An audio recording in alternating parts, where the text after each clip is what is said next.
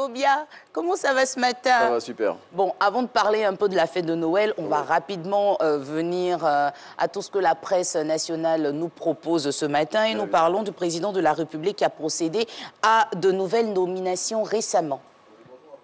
Ces nominations concernent des officiers des forces armées de Côte d'Ivoire, de la police nationale, de la douane et des eaux et forêts. C'est à l'issue du dernier conseil des ministres qui s'est tenu le mercredi 22 décembre 2021 que l'information a été livrée par le porte-parole adjoint du gouvernement. Découvrez dans l'expression de ce jour la liste des officiers concernés et les nouveaux grades dans lesquels ils ont été promus. Et la solidarité doit briser toutes les barrières en Côte d'Ivoire. Oui, c'est l'un des messages forts véhiculés hier par la première dame de Côte d'Ivoire lors du lancement de l'édition 2021 du concept Abidjan Ville Lumière. À cette occasion, Mme Dominique Ouattara, qui est citée par le quotidien Le Matin, a indiqué que ces illuminations de fin d'année, organisées depuis 10 ans par le district autonome d'Abidjan, sont une invitation à la solidarité et au partage. Et malgré les fêtes de fin d'année, un combat se poursuit, la lutte contre la délinquance économique et financière en Côte d'Ivoire.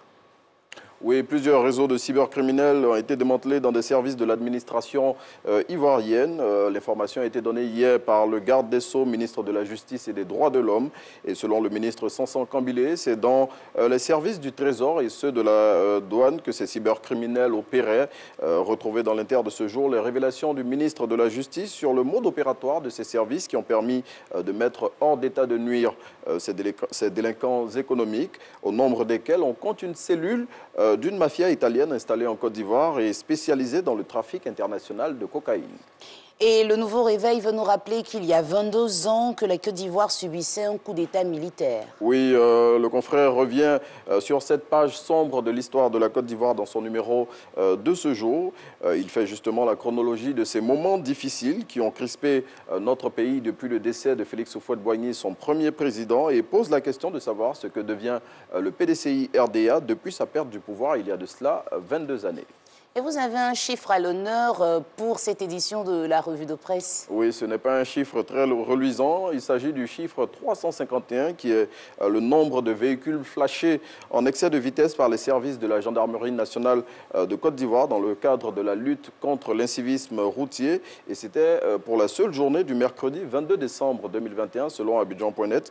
C'est en même temps le lieu ici d'attirer l'attention de tous les automobilistes sur les risques liés à la vitesse au volant en cette période de fête de fin d'année. Sport à présent, avec la liste définitive des éléphants qui est connue pour la CAN 2022 au Cameroun. Oui, le sélectionneur de l'équipe nationale de Côte d'Ivoire l'a dévoilé hier et Patrice Baumel a reconduit les cadres habituels de la formation tels que Sérédier, Max-Alain Gradel ou encore Serge Aurier. À noter que Wilfried Zaha, qui n'avait pas participé au dernier rassemblement de l'équipe, signe son retour en sélection. Et le championnat national de Côte d'Ivoire est valablement représenté sur cette liste avec notamment Karim Konaté, le prolifique attaquant de l'ASEC Mimosa. À noter aussi, selon l'expression, que les éléphants de Côte d'Ivoire se rendront à partir du 27 décembre 2021 à Jeddah en Arabie Saoudite pour poursuivre les préparatifs de la 33e édition de la Coupe d'Afrique des Nations qui, on le rappelle, se jouera